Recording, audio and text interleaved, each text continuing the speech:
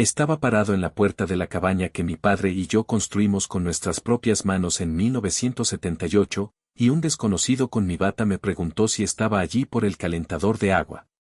Detrás de él, sobre la mesa de la cocina que mi padre lijaba a la luz de un farol, había una cesta de bienvenida de mimbre con una tarjeta impresa.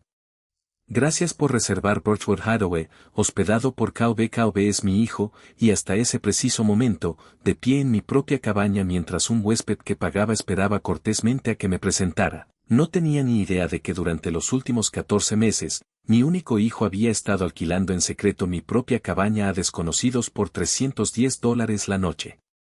Mi nombre es Tom Brannan. Tengo 66 años, soy un electricista sindicalizado jubilado del noroeste de Chicago, casado desde hace 43 años con una mujer llamada Elaine que es más inteligente que yo en todos los sentidos que han importado. Y quiero ser honesto con usted desde el principio, porque está a punto de pasar un buen rato dentro de mi cabeza. No les cuento esta historia porque salga bien parada. No lo hago. Se la cuento porque casi pierdo a mi hijo por darle todo, y lo recuperé al fin parar. Permítanme llevarlos de vuelta a esa mañana, y esta vez iré despacio, porque cada detalle resultó ser importante. Era el segundo viernes de octubre. Cada año, antes de la primera helada fuerte, conduzco hasta nuestra pequeña casa en la costa de Michigan, a unas 2 horas bordeando el fondo del lago, para vaciar las tuberías y revisar el calentador de agua, y saludar al lugar como se saluda a un viejo amigo. No llamé con anticipación. ¿Para qué iba a hacerlo? Es mi cabaña. Mi nombre está en una escritura en una caja ignífuga en mi sótano. Cuando giré hacia el camino de grava, había una minivan con placas de Indiana estacionada en el lugar donde he estacionado todos los vehículos que he tenido desde la administración Carter. Había flotadores de piscina para niños secándose en la barandilla de mi porche, y un Golden Retriever que nunca había visto en mi vida me ladraba a través de mi propia puerta mosquitera como si yo fuera el intruso. Durante unos 10 segundos, pensé sinceramente que me había vuelto loco. Revisé el número de bomberos en el poste. Era mío. Revisé el abedul con la marca del rayo. También era mío. Entonces se abrió la puerta y salió un hombre de unos 40 años con mi bata, la de cuadros verdes que Elaine me regaló por Navidad en 2011, y sonrió con la sonrisa relajada de un hombre de vacaciones y me preguntó si estaba allí por el calentador de agua porque el anfitrión había dicho que el personal de mantenimiento podría pasar. El anfitrión se llamaba Dave. Dave, de Fort Wayne, un tipo perfectamente decente que estaba de fin de semana largo con su esposa y sus 2 hijos. Y cuando me quedé allí parado demasiado tiempo sin responder, Dave hizo lo más amable y humillante que jamás me hayan hecho. Sacó su teléfono para mostrarme la confirmación de su reserva porque claramente parecía un anciano confundido que se había equivocado de camino. Y revisó el anuncio para demostrar que pertenecía a ese lugar. Recordaré ese pergamino hasta el día de mi muerte. Fotos de las colchas cosidas a mano de Elaine, dispuestas sobre las camas con pequeñas toallas dobladas. Fotos de la chimenea de piedra para la que saqué piedras del lecho del arroyo cuando tenía 19 años, con las manos sangrando a través de los guantes. Fotos del muelle al atardecer con 2 kayaks alquilados que no eran míos. 214 reseñas, 4.9 estrellas, superanfitrión. Los huéspedes decían cosas como que el anfitrión respondía muy rápido y que se podía sentir la historia en este lugar. Una reseña, y la leí 4 veces de pie en la puerta de mi casa, decía, el anfitrión nos dijo que su abuelo construyó la chimenea a mano. Se nota que esta familia la aprecia mucho. Su abuelo sí la construyó. Esa parte era cierta. Eso era lo que lo hacía insoportable. Y luego la última foto, el letrero de cedro sobre el hastial, excepto la talla de mi padre, el Brannan Camp tallado en la madera en septiembre de 1978 con un cincel que le pidió prestado al manitas de la parroquia, había desaparecido. En su lugar colgaba un nuevo letrero, con una tipografía de boutique grabada a máquina, Birchwood Hathaway. La descripción del anuncio decía, esta cabaña ha estado en nuestra familia durante generaciones. Nuestra familia. Nuestra. Esto es lo que quiero que entiendas sobre ese momento, porque lo he repasado cada día desde entonces. No grité. No llamé a Cal desde la entrada con las manos temblando. Me disculpé con Deb de Fort Wayne. Le dije que el calentador de agua estaba bien, que la luz del porche tenía temporizador, que les deseaba a sus hijos que nadaran bien, y luego bajé al muelle solo y me senté en el extremo como un hombre que había caído por la borda y había aparecido en su propia propiedad. Si alguna vez has descubierto que alguien a quien amas ha estado viviendo una vida secreta paralela a la tuya, entonces ya sabes lo que aprendí esa mañana. El primer sentimiento no es ira. La ira viene después, y es casi un alivio cuando llega. El primer sentimiento es vértigo. El suelo no desaparece. Simplemente deja de ser tuyo silenciosamente. Me senté en ese muelle durante más de una hora, y los recuerdos afloraron. Quisiera o no, mi padre era un fontanero llamado Walt Brannan, un hombre que pagaba todo al contado y consideraba la deuda una condición moral. En la primavera de 1978, compró un cuarto de acre de pinos en la costa de Michigan con el dinero que había ahorrado durante 11 años en una lata de café Folgers. 11 años. Guardaba la lata detrás de la caldera, y cuando era niño, pensé que era un secreto, y cuando crecí, comprendí que era una filosofía. Todo ese verano, solo los fines de semana, construimos la cabaña nosotros mismos, solo nosotros dos y algún primo que le debiera un favor. Yo tenía 20 años. Mezclaba cemento hasta que se me acalambraban los antebrazos. Me caí del tejado una vez, y él revisó la escalera antes de revisarme a mí. Y cuando vio mi cara, dijo, te recuperarás. Mañana tendré que confiar en la escalera. Me enseñó que una esquina está bien o mal, y que no hay término medio en carpintería ni en ningún otro ámbito. Cuando por fin colgamos la puerta principal aquel septiembre, encajó a la perfección a la primera, y mi padre, a quien solo vi llorar 2 veces en mi vida, tuvo que bajar a la orilla del agua unos minutos solo. Después talló el letrero, el campamento Brennan. Murió 9 años después, un martes, y desde entonces no he vuelto a entrar en ese camino de grava sin oír su voz decir, revisa bien las esquinas, Tommy. Kyle aprendió a nadar desde ese muelle. Todavía lo veo a los 6 años, todo costillas y valentía, de pie en el borde con los dedos de los pies curvados sobre las tablas, aterrorizado por el agua que apenas me llegaba al pecho. Yo estaba en la parte profunda con los brazos extendidos y le dije, estoy aquí. Y él saltó, y así fue como transcurrieron nuestras vidas durante los siguientes 30 años. Yo de pie en la parte profunda, él saltando. El problema, y tardé hasta los 66 años en darme cuenta, es que nunca salí del agua. Ese fue el error, no el suyo. Primero fue mío. Ahora necesito hablarles de mi hijo con honestidad, porque sería muy fácil convertirlo en el villano de esta historia, y no lo es. Es algo más común y complejo que un villano. Kyle tiene 36 años. Es encantador, ágil, genuinamente bueno con la gente, el tipo de persona que recuerda el nombre de tus hijos, tu equipo y tu operación.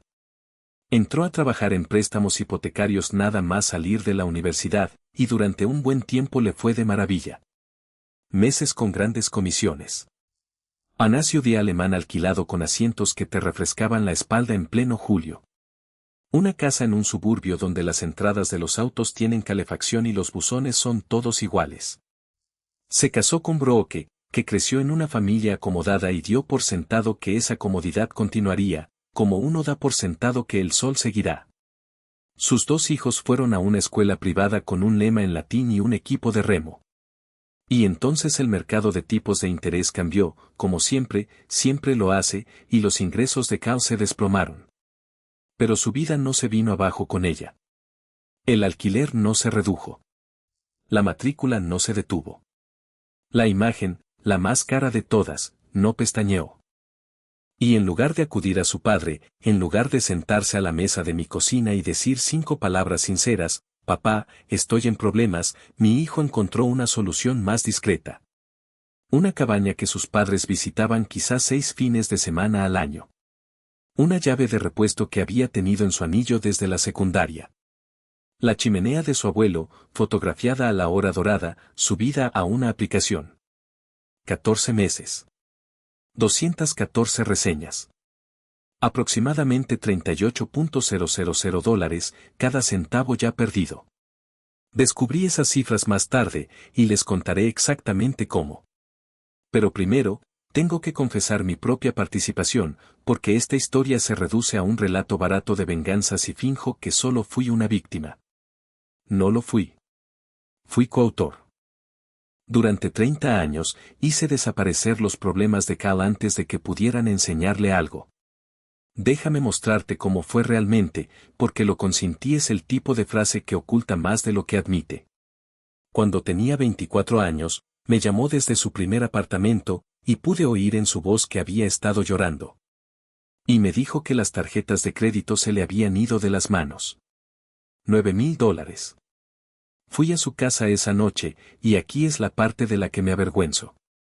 No me senté con él con una calculadora y un mes duro de lecciones. Escribí un cheque en la encimera de su cocina en unos 90 segundos, porque su alivio me hizo sentir tan bien. Su alivio era mi droga. Le dije a Elaine que era algo de una sola vez. Y yo también lo creí. Cuando faltaban $40,000 para el pago inicial de la casa con entrada climatizada, cubrí la diferencia y lo llamé un regalo, específicamente para que no tuviera que sentir el peso de la deuda. Cuando estábamos en una boda o en una partida de golf y él me presentaba a sus amigos, señalaba hacia Michigan y mencionaba nuestra casa en el lago, y yo sonreía y no decía nada, porque corregirlo delante de la gente me parecía mezquino, insignificante, impropio de un padre. Una vez, en el cumpleaños número 40 de un amigo suyo, un tipo admiró las fotos de la cabaña en el teléfono de Cal y dijo, «Qué bonita debe ser». Y mi hijo respondió, «Lo es». 2 palabras. Yo estaba a 2,5 metros de distancia. Él ni me miró, y yo no dije ni una palabra. Y me dije a mí mismo que no valía la pena avergonzarlo por eso. Cada vez, me repetía la misma mentira, y tal vez la reconozcas, porque no creo ser la única que la tiene. Lo estoy ayudando. Nunca me hice la pregunta más difícil. ¿Ayudándolo a convertirse en qué? Si eres padre o madre y estás escuchando esto, quiero que reflexiones sobre esa pregunta un segundo. Te espero. Tengo tiempo. Porque el error que cometemos la mayoría es no amar demasiado a nuestros hijos. Eso no existe. El error es rescatarlos tan rápido, tan completamente, tan silenciosamente, que nunca llegan a aprender la verdad más importante de la vida adulta, que pueden sobrevivir sin nosotros. Esa tarde volví a casa de la cabaña con el volante a las 10 y a las 2, como un conductor principiante, porque no me fiaba de mí mismo. Y esa noche le conté todo a Elaine en la mesa de la cocina.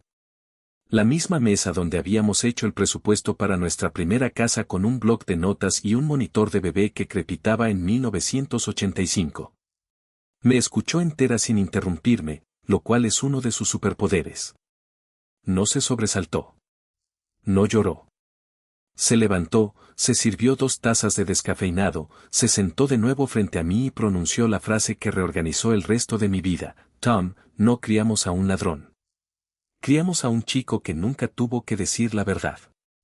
Y luego fingimos sorpresa. Después de 43 años de casados, todavía puede dejarme sin aliento, y no siempre con delicadeza. Nos quedamos allí sentados hasta casi la 1 de la madrugada, y en esa mesa acordamos 2 cosas.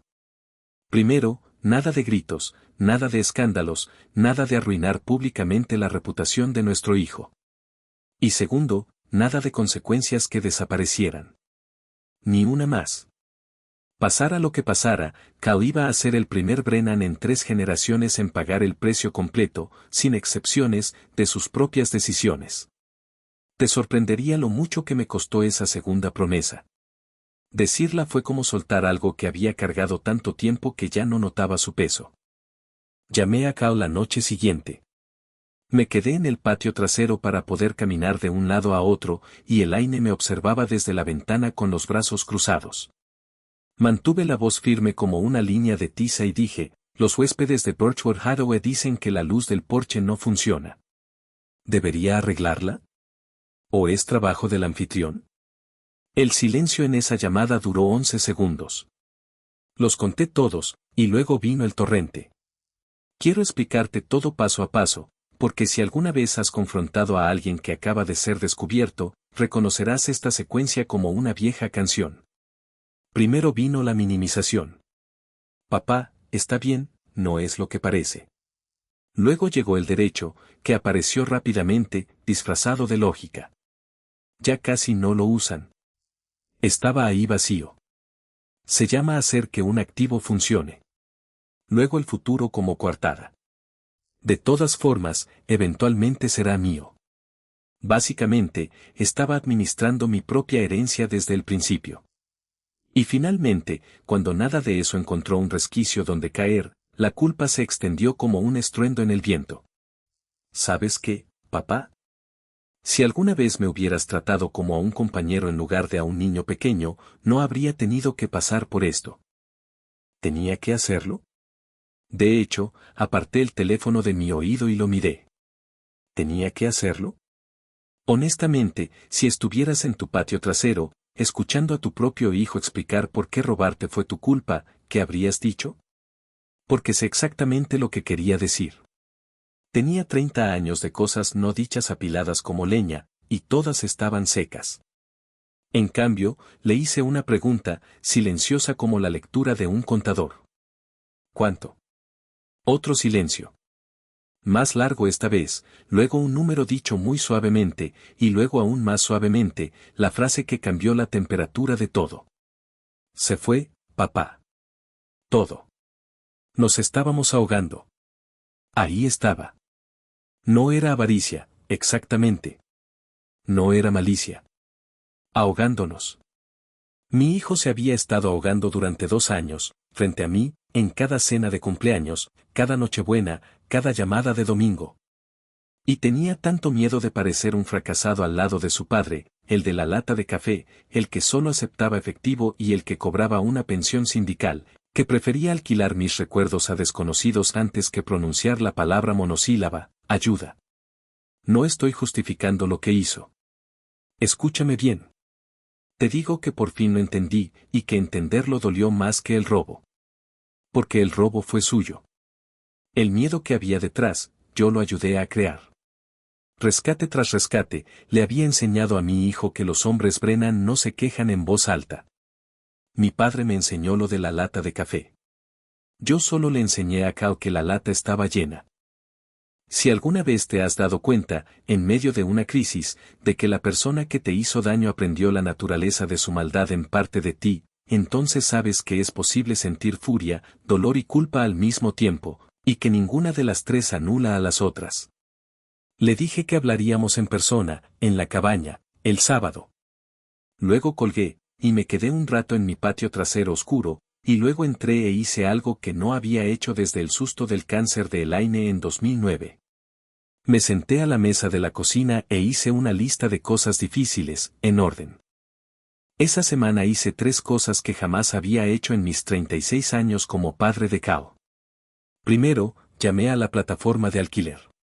Tardé 2 días, tuve que enviar una copia escaneada de mi escritura, una copia de mi licencia de conducir y tuve una conversación muy incómoda con una agente de soporte llamada Priya, quien, Dios la bendiga, no paraba de disculparse como si ella misma hubiera alquilado la casa. El anuncio desapareció el miércoles por la noche. 214 reseñas se fueron al otro mundo. Confieso que las leí todas primero, a la 1 de la madrugada, en la mesa de mi cocina, como un hombre leyendo cartas dirigidas a alguien con su rostro. Familias habían celebrado aniversarios en mi cama. Un viudo de Ohio escribió que un fin de semana en Birchwood fue la primera vez que durmió toda la noche desde que su esposa falleció. Desconocidos se habían curado junto a la chimenea de mi padre, y mi padre nunca recibió el reconocimiento, y mi hijo cobró el cheque. No sabía si llorar o reír. Hice un poco de ambas cosas, en silencio, para que Elaine pudiera fingir que no me oía. Segundo, cambié las cerraduras. Todas, tanto la de la cabaña como la del cobertizo, y me quedé allí mientras el cerrajero trabajaba. Un chico joven con un tatuaje en el cuello que no paraba de hablar de sus hijos. Cuando me entregó las llaves nuevas, solo 2 en un llavero sencillo, sentí algo que no esperaba. No victoria, sino dolor. Estaba cerrando una puerta dentro de mi propio pecho, y lo sabía, y lo hice de todos modos, porque la voz de Elaine resonaba en mi cabeza diciéndome que no más consecuencias que desaparecieran.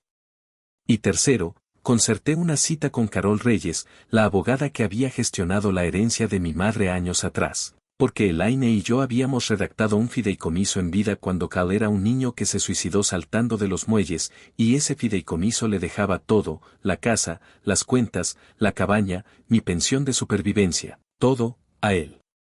En aquel momento me pareció obvio. La mayoría de las ideas peligrosas lo parecen.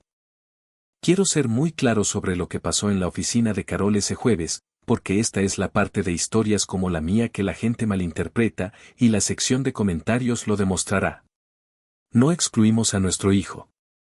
La venganza nunca fue la intención.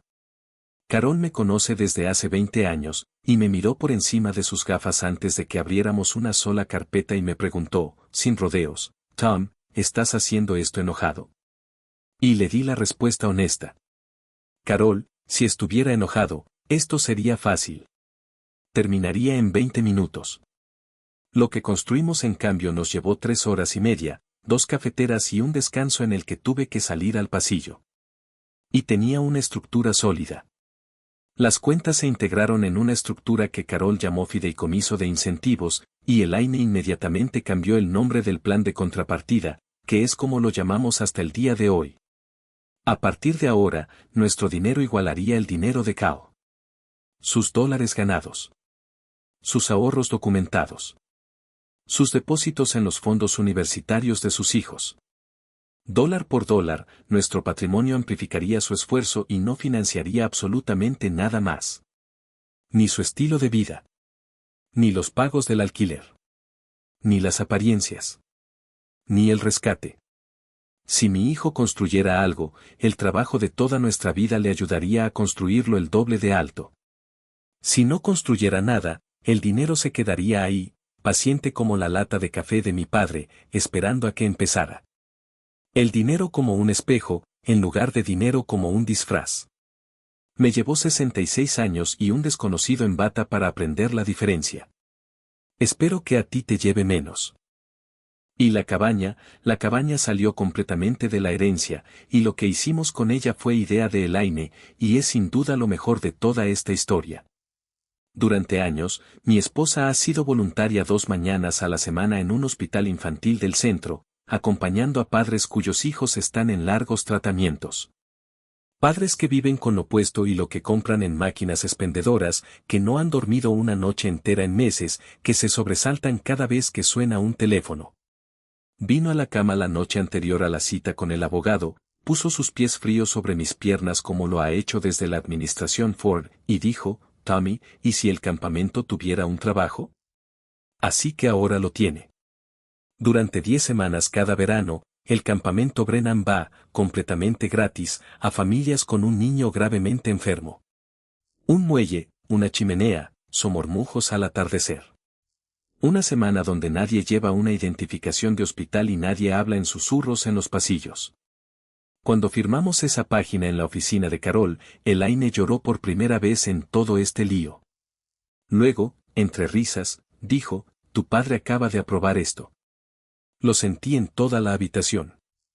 Le creo. Yo también lo sentí. Ahora, sábado, la entrada. La escena que he revivido más que ningún otro momento de mi vida, excepto mi boda y 2 nacimientos, y voy a contarla con calma, porque se lo merece, y tú también. Llegué a la cabaña temprano, tal vez a las 8 de la mañana. Hacía frío y una luz dura y brillante, esa luz particular de octubre que hace que todo parezca honesto, como si el mundo se hubiera quitado el maquillaje. Coloqué 2 caballetes en el porche, luego subí la escalera, revisé primero. Papá, te escuché. Y quité el letrero de Birchwood Hathaway que mi hijo había encargado a una tienda de Etsy. Y en el cobertizo, envuelto cuidadosamente, eso se lo concedo, en una manta de mudanza detrás de los kayaks, encontré el original, el Brannan Camp, de 46 años, gris como la madera a la deriva, las marcas del cincel de mi padre aún conservaban sus bordes. Cail no lo había tirado. Lo había escondido. Haz con eso lo que quieras. Yo he hecho unas 40 cosas diferentes con él. Estaba lijando ese letrero sobre los caballetes, siguiendo la veta de la madera, cuando oí sus neumáticos sobre la grava. Salió lentamente de la camioneta, y lo primero que noté, con un extraño dolor en las costillas, fue que se parecía a mi padre cuando estaba agotado. La misma mandíbula, las mismas canas que empezaban a aparecer en las sienes, sin gafas de sol, una arruga en la camisa, lo que para Cal es como otro hombre que aparece descalzo. Caminó hasta el pie de los escalones del porche y se detuvo. No subió. El lago golpeaba los pilotes. Una gaviota, por ahí, tenía una opinión muy ruidosa sobre todo aquello. Durante un minuto entero, un minuto de verdad, apostaría dinero a que sí, los únicos sonidos del mundo eran el papel de lija, el agua y el de esa gaviota. Habló primero. Cambiaste las cerraduras. Lo hice. Miró los caballetes, y lo vi reconocer lo que había sobre ellos, y vi cómo ese reconocimiento lo recorría como una corriente eléctrica. Y el letrero, voy a poner el nombre correcto. Y entonces vi la expresión en el rostro de mi hijo, algo que intentaré describir durante el resto de mi vida. La ira llegó primero, puntualmente. Mandíbula tensa, conteniendo la respiración para el contraataque que seguramente había ensayado en el coche durante 2 horas. Y buscó algo a lo que aferrarse, alguna injusticia, alguna laguna legal, alguna necesidad, y no encontró nada. Porque no había nada. Solo estaba el letrero de su abuelo y las manos de su padre lijándolo, y el muelle donde aprendió a nadar, allí, bajo esa honesta luz de octubre. Y vi cómo la ira se derrumbaba, piso a piso, en aquello que la había sostenido todo el tiempo. Sus hombros se hundieron unos 5 centímetros. Cuando habló, su voz se quebró en la primera palabra. ¿Sabes lo que es ser tu hijo? Dejé el papel de lija. Elaine, en el porche detrás de mí con 2 tazas de café que había servido y nunca me entregó, se quedó inmóvil. Y lo dijo todo allí mismo, en la grava, y me obligué a ponerme de pie y escuchar cada palabra sin inmutarme, porque de alguna manera comprendí que era la primera vez en años que mi hijo decía algo completamente cierto, y que si lo interrumpía, tal vez nunca volvería a decirlo. Dijo que se había pasado la vida escuchando lo íntegro que era Tom Brannan. Que en mi fiesta de jubilación, 40 hombres se levantaron uno tras otro con historias sobre cómo yo los había salvado de apuros, cómo les había instalado el cableado de sus sótanos gratis, cómo había pagado las cuotas de un tipo cuando su esposa estaba enferma. Y él estaba sentado en la mesa 6 con una copa en la mano, haciendo cálculos, y dándose cuenta de que no poseía absolutamente nada que no le hubieran regalado. Dijo que cuando el mercado le arruinó sus ingresos, se quedó despierto haciendo otro tipo de cálculos. Y la idea de sentarse a la mesa de mi cocina y decir las palabras estoy fracasando le pareció, y esta es su frase, no la mía, como ofrecerse voluntario para su propio funeral. Así que encontró la manera de mantener el disfraz puesto. Me decía a mí mismo que estaba tomando prestado de mi propio futuro, dijo. Luego miró el letrero en los caballetes, bajó la barbilla y dijo lo que finalmente me destrozó. Estaba vendiendo tu pasado. Ahora lo sé. Respiró hondo. Yo también lo sabía entonces. Esa es la parte con la que no puedo vivir. Luego miró más allá de mí, hacia el agua, hacia el muelle, y dijo en voz baja, solías pararte en la parte profunda para que yo saltara. Nadie te cuenta esto sobre ser padre, así que lo haré yo. Lo más difícil no son los sacrificios. Los sacrificios, sinceramente, se sienten bien. Esa es la mitad de la trampa. Lo más difícil es el momento en que tu hijo finalmente te entrega toda la verdad, fea y temblorosa, y tienes que sostenerla sin suavizarla, porque suavizarla, redondear sus bordes, es precisamente lo que los trajo a ambos hasta aquí. Bajé los escalones. Me paré frente a mi hijo, cerca, como solía pararse mi propio padre cuando algo importaba. Lo suficientemente cerca como para que la conversación nos perteneciera solo a nosotros y la gaviota pudiera ocuparse de sus asuntos. Y dije, Cal, te debo una disculpa, y tú me debes $38,000, y ambas cosas son ciertas al mismo tiempo y ninguna anula a la otra. Se rió. Una sílaba rota de una risa, de esas que son más bien un sollozo disfrazado, y se presionó el talón de la mano contra los ojos. Le conté todo, allí mismo. Sin carta de abogado, sin emboscada.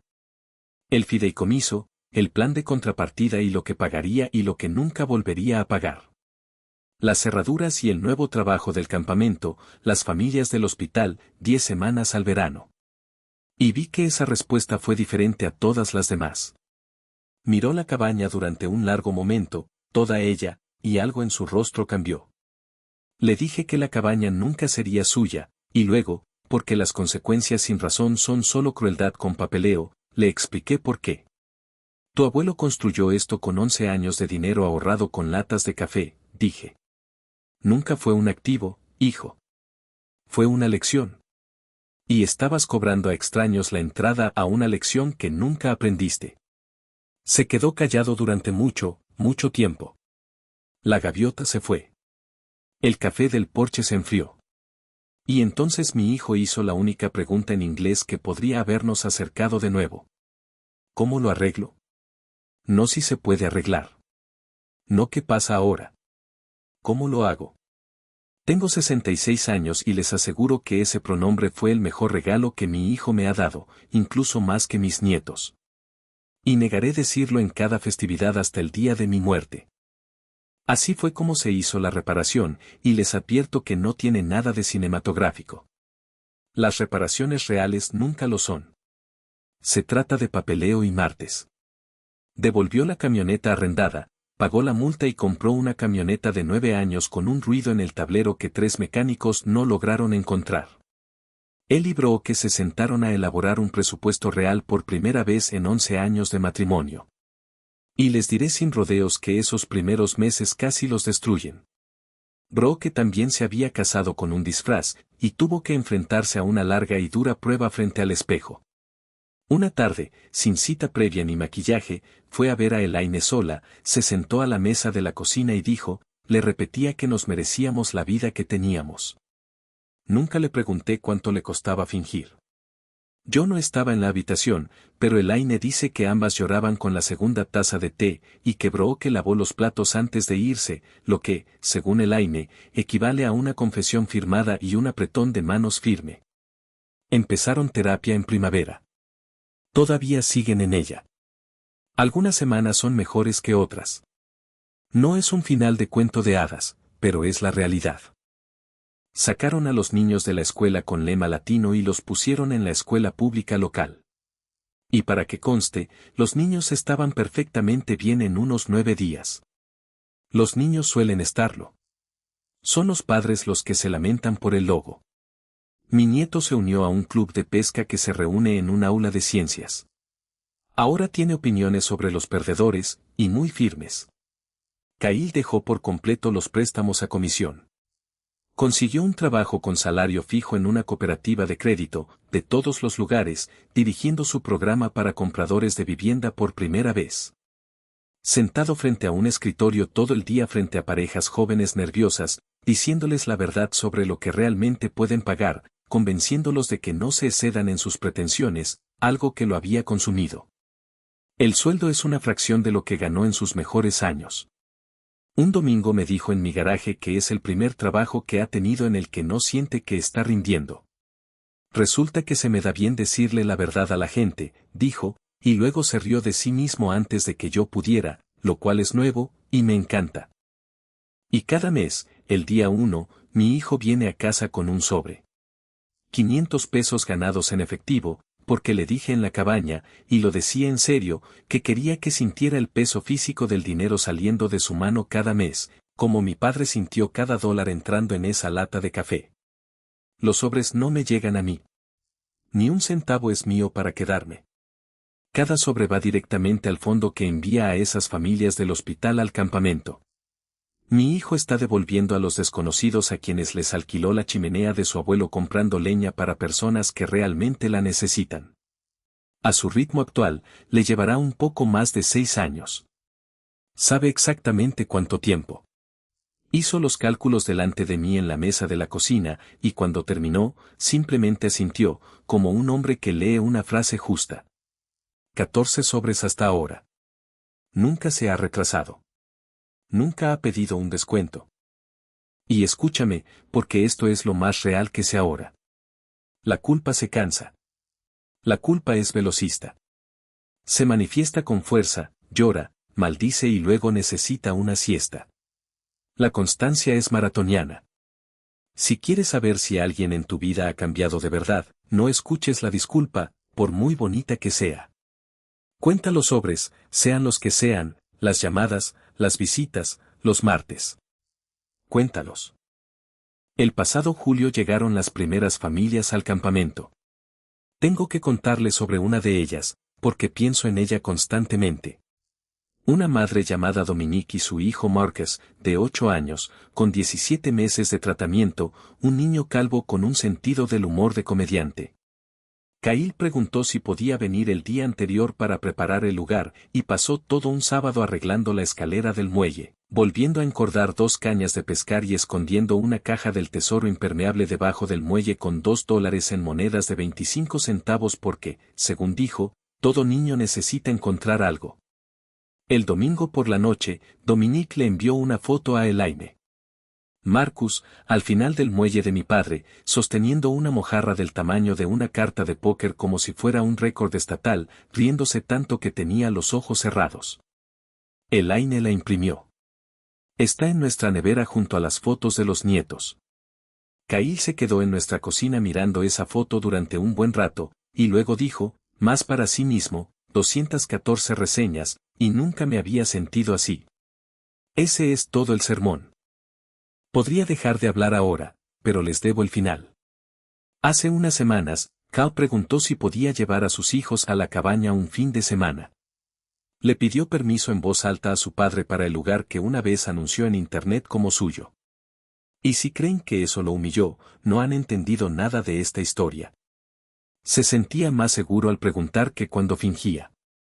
Le dije que sí con una condición, y le entregué una lata de barniz marino y el estuche de cinceles de mi padre. Ese domingo, mi hijo volvió a colgar el letrero de Walt Brannan sobre la puerta de la cabaña de Walt Brannan con sus propias manos, con las esquinas bien alineadas, mientras sus hijos sujetaban la escalera y discutían sobre quién la sujetaba mejor. El campamento de los Brennan, gris y auténtico, de vuelta en el lugar al que siempre perteneció. Estaba en el patio con la mano de Elaine en la mía, mirando a mi hijo en esa escalera bajo esa luz tan nítida, y te juro por todo lo que he cableado correctamente, que oí la voz de un fontanero justo al otro lado del agua. Revisa las esquinas, Tommy. Están a escuadra, papá. Me ha costado 46 años, pero por fin están a escuadra. Entonces, ¿qué aprendí de todo esto? 3 cosas, y luego los dejo seguir con su día. Primero, la generosidad sin verdad no es amor. Es sedación. Mantuve a mi hijo cómodo durante 30 años, y la comodidad no le enseñó nada excepto cómo necesitar más, cada vez más discretamente, hasta que esa necesidad se volvió oculta. Segundo, lo opuesto a la permisividad no es el castigo, y no dejen que nadie en su familia les diga lo contrario. Lo opuesto a la permisividad es la estructura. No le quitamos el futuro a Cao. Se lo pusimos en sus propias manos, y eso resultó ser lo más generoso que jamás hicimos. Más generoso que cada cheque que escribí en cada cocina. Y tercero, y esto me lo tatuaría si Elaine me dejara, la gente no cambia cuando se la expone. La exposición solo los hace mejores para esconderse. La gente cambia cuando la verdad finalmente cuesta menos que la actuación. Nuestra labor como personas que los amamos es dejar de subvencionar la actuación. Aquí está lo único que quiero que hagas hoy mismo, no algún día, sino hoy. Si en tu familia existe un acuerdo que todos dan por sentado, una casa, un coche, un préstamo, un negocio, ese algún día será todo tuyo que flota en el aire cada día de acción de gracias. Ten esa incómoda conversación de 5 minutos y sé explícito. Di que se ha pedido prestado. Di que se ha dado. Di que se ha ganado y cómo sería ganarlo. Escríbelo si es necesario. La generosidad vaga es el terreno fértil donde crece el derecho a todo, y yo dejé que la mía creciera durante 3 décadas porque la conversación me parecía grosera. Créeme, la conversación es una bendición. El silencio es la crueldad. Y aquí está la pregunta que te pido que te plantees esta noche, la misma con la que me senté al final del muelle de mi padre en octubre, con toda mi vida reorganizándose a mis espaldas. ¿Hay alguien a quien sigues rescatando porque en el fondo tienes miedo de en quién te convertirías para esa persona si dejaras de hacerlo? Ahora quiero saber de ustedes, y lo digo en serio. Los comentarios debajo de estas historias son la mitad de la razón por la que las cuento, y algunos de ustedes escriben cosas que me dejan helado. Pongan un número abajo. Comenten uno si creen que lo hice bien, las cerraduras, el fideicomiso, los sobres, el campamento, todo. Comenten dos si creen que fui demasiado lejos, que la familia nunca debería llegar a abogados y planes de pago y que había un camino más fácil que me negué a ver. Comenten tres si creen que salí demasiado bien librado, que 30 años escribiendo cheques merecen más culpa de la que he asumido y que Cao cargó con un peso que era la mitad del mío. Leo cada uno de ellos. Hace 2 semanas, el comentario de alguien sobre su madre y un juego de llaves de casa me hizo detener mi camioneta en la avenida Elston y quedarme allí sentado. Díganme desde dónde están viendo esto y qué hora es donde se encuentran. Todavía me deja atónito que la historia de un electricista jubilado encuentre a una enfermera nocturna en Manila y a un camionero de larga distancia cerca de Amarillo en la misma hora. Y si alguna vez has sido el padre o la madre que finalmente dejó de rescatar a sus hijos, o el hijo o la hija que tuvo que devolver el disfraz, ¿compartirías un poco de tu experiencia aquí abajo? Alguien está leyendo esto a las 2 de la mañana con un sobre que entregar y necesita ver que no es el único. Si esta historia te impactó, si te hizo llamar a tu padre, revisar tus asuntos o contar tus sobres, suscríbete y activa las notificaciones, porque cada semana me siento a contar otra historia sincera sobre la familia, el dinero, el orgullo y el largo camino de regreso a la unión. Y sería un honor contar contigo en la próxima. Desde la mesa de mi cocina en el noroeste y desde una pequeña cabaña en la costa de Michigan con el nombre correcto sobre la puerta, gracias por pasar este tiempo conmigo. Cuida de tu gente. Diles la verdad y revisa tus asuntos. Esta es una historia ficticia inspirada en experiencias emocionales reales. Fue completamente reescrita y reinventada en Chicago para crear contenido original. Cualquier parecido con personas o eventos reales es pura coincidencia.